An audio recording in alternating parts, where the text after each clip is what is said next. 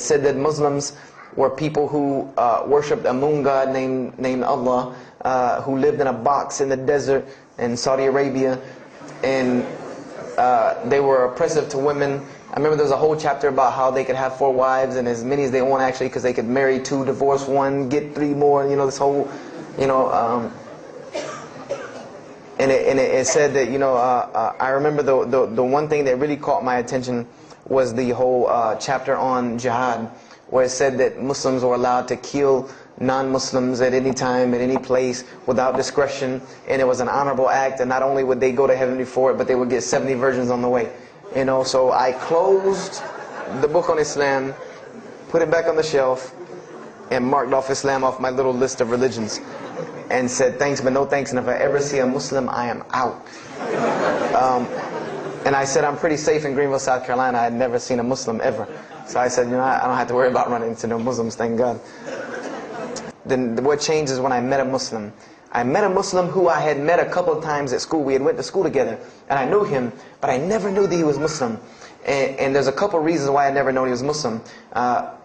Because he was African American, number one, and the book said that Muslims were Arabs. And number two, I didn't know, you know, I thought Muslims ran around, you know, marrying as many women as they want and killing non-Muslims. I didn't know that they could also be part-time drug dealers. So I didn't know, I never knew that this guy was Muslim. I didn't put 2 and 2 together. So we were at his house one day, and we were debating something about religion. I forget what even the topic was, but you know, you had 2 teenagers thinking they know everything. And that guy came in and was listening. He said, have you ever heard of Islam? I said, yes, I've heard all about Islam. He was like, okay, so what do you think of it? I said, what do you mean what I think of it? That's probably the worst religion I've ever seen on the face of the planet. He's like, why? And he's like, I'm a Muslim. I was like, man, stop playing.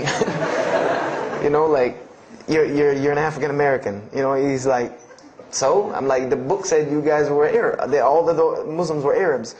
He was like, what else did you read in the book? And I told him, he was like, man, what in the, you know, what have you been reading? He's like, you need to go to the mosque for Jummah. And I said, what's Jummah? He said, it's just like church with no chairs. And I said, I can do church with no chairs because in church the chairs were the worst part anyway. Because they had these hard benches that you sit on that are like this, and are so hard. I said, that's good. You sit on carpet? Wow, man, every church should be like that. And I said, where's the mosque? He said, it's on Wade-Hampton Boulevard. I said, where on Wade-Hampton Boulevard? I lived on Wade-Hampton Boulevard. I lived right off of Wade-Hampton Boulevard. You know, at first I was shocked. Like, I've been living across the street from all these crazy Muslims all my life. You know, I said, I never knew. You know, and he told me to go to Jummah, and I asked him what time. He said he would meet me there at 1 o'clock in the afternoon on Friday. So I said, okay. I went on Friday, and I'm waiting outside for him. You know, I'm not going inside. That's not happening. I'm waiting, and I'm standing outside, sitting on the church steps, and the imam pulls up and parks right in front of me, who I had no idea he was the imam. But he got out, and he asked me, you know, am I waiting for someone, this, that, and the other? And I explained to him. He said, oh, yeah, we know this brother. You don't see him that much, but we know who he is. And, you know, he said, I'm glad you came. You know, he was a very, very nice, gentle young man. And he invited me into the mosque, and I kind of wanted to wait on my friend, you know, but I didn't want, you know, at the same time I didn't want to tell this man I don't want to go in. So I went in, and they put me in the back and gave me a chair anyway. And I said, I came to sit on the floor. And they gave me a chair anyway, you know, and all of these people are piled up in front of me, and there's no Americans here, and I'm starting to wonder, you know, if this is a setup, because it's starting to smell like a setup to me, because in my mind I'm like, you've been set up before, and this seems kind of like this. So, and I'm starting to think in my head, you know, scenarios, you know, a young mind at play. You know, I said, this other guy, my friend, he probably was in the same situation like me, and he probably made a deal with them to get out, as long as he brought other Americans and tricked them into coming to the mosque, so they could do their jihad after Jummah and get their 70 virgins. So I'm sitting here, and there's all these people in front of me, and then there's a curtain with all these people behind me making noise, and I have no idea who's back here. So I'm stuck in the middle of this. I hear that it's some women, but I don't, you know, there's a curtain. I have no idea. So I'm like, there's something very odd about what's going on right here. I'm like, just let me make it. I'm starting to look for the exit. I'm like, calculating how many people are between me and the exit. I know some martial arts, so I said I might hit a couple of them and I'm out. And then the imam came, and I just now realized that he was the imam because he got up on the minbar, and they started to call the adhan. And I said, okay, that man seemed nice. He seemed genuinely nice, so I felt a little more comfort. And then he got up after the adhan, and he started his khutbah. Inna alhamdulillah nahmaruhu wa I said, oh my God. I said, I bet you he's talking about me. And he's being forceful. He was getting loud and banging on the minbar, and he's pointing in my direction. I'm like, oh man, I gotta get out of here really quick. I said, well, I'm gonna take my chance with the women behind me. I'm going through the curtain. And then he started to, when he got done with his Arabic tirade, he started to explain it. That verily all praise belongs to Allah alone, or God alone. In Him do we worship, in Him do we seek help and assistance. We seek refuge with Him from the evil that lies. He explained what he said in Arabic, and it sounded to me so beautiful. It was very, very beautifully prosed, what he said, and I wanted to know where he got that. I said, where did he get that? Because it was only about God and about the nature of ourselves. All of us should know that beginning of the khutbah. And he quoted the 3 verses from the Quran. O you who believe, fear God as ye should be feared and do not die. And instead of a state of submission to Islam, he was a very wise man because he translated everything. It was almost as if he knew I was there and translated everything for me. I remember to this day what the khutbah was about. And I don't know if he did it because I was there, or if that was his already planned khutbah, but it's almost as if it was meant for me. The khutbah was that, the title of it was that the forgiveness of Allah is open to anyone at any time, at any place, no matter what, unless they have committed shirk. And the prose of the khutbah was a very long hadith. That some of you will know.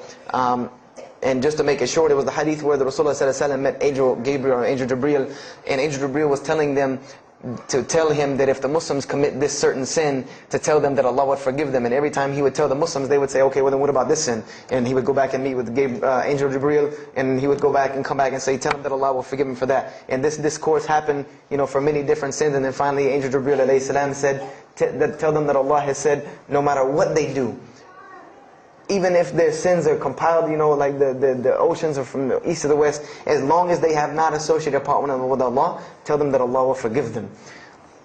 And I remember he told me that, or he said that, that the door of repentance to God is open as long as you have not seen the angel of death or the sun hasn't risen from the west. I didn't really understand the sun risen from the west thing at that time. But, and he said that, God's forgiveness has to come from God alone. This was the whole premise of his khutbah, was on forgiveness and tawbah.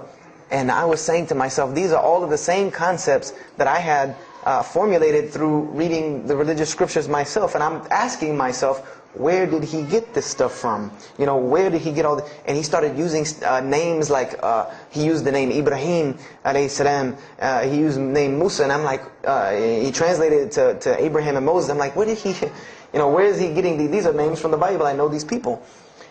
And so after the khutbah, they started lining up for the prayer. And I got apprehensive because everybody's getting up in front of me and blocking my exit from the door. And so I guess one guy in the back saw me, and because I had to move back a little bit, he said, we're about to pray. And I said, pray to who? And he said, to God. I said, which one?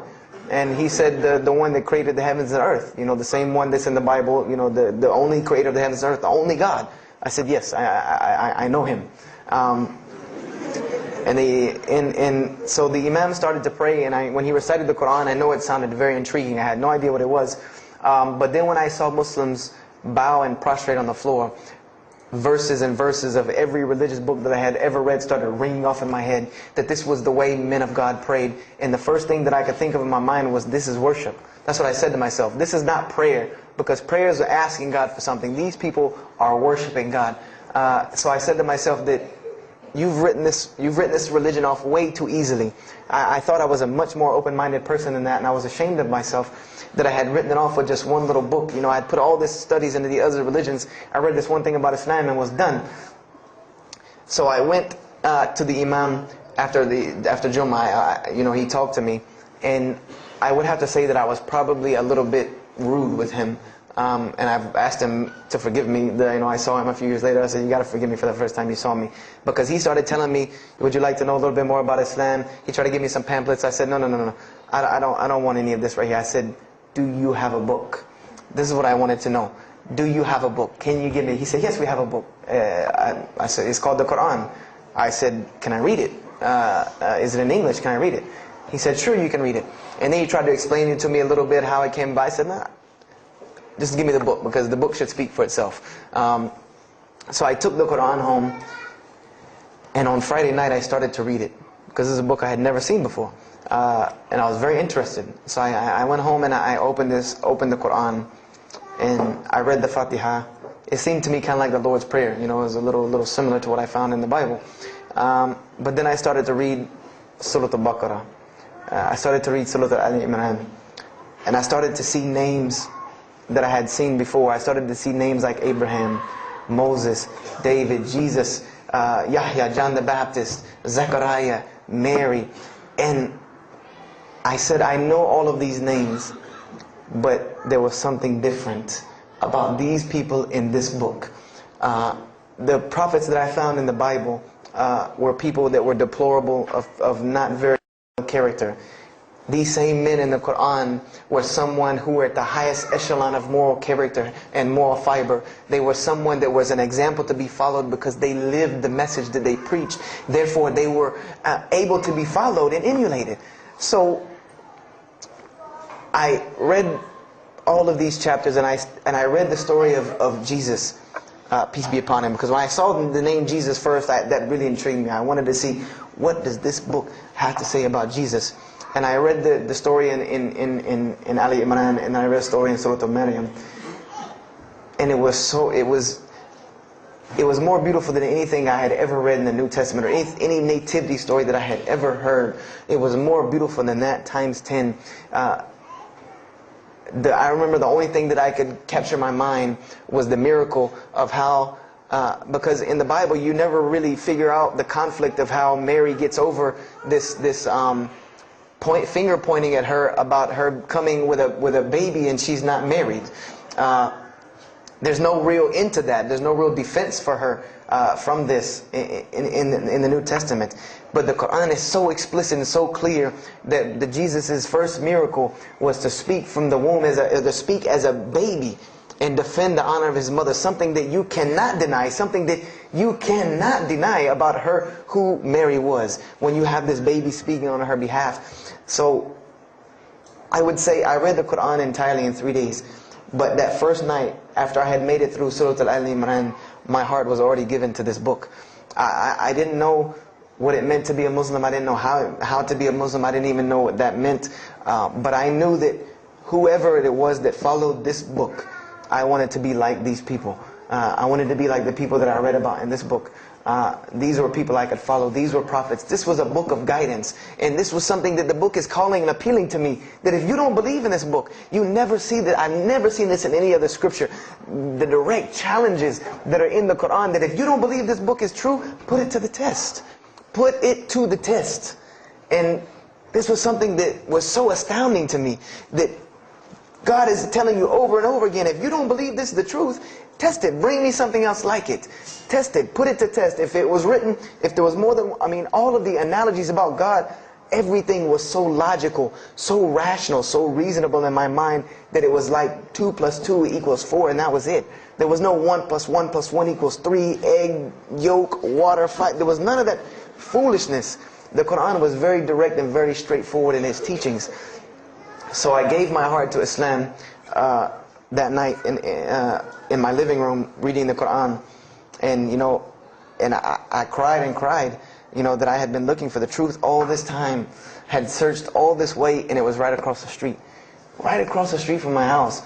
And so I went back on Monday to accept Islam and ask these Muslims where in the world they've been all this time, and I go ready to go in there and do my thing, and I go and the masjid is locked. And because they only came on Fridays in for Isha.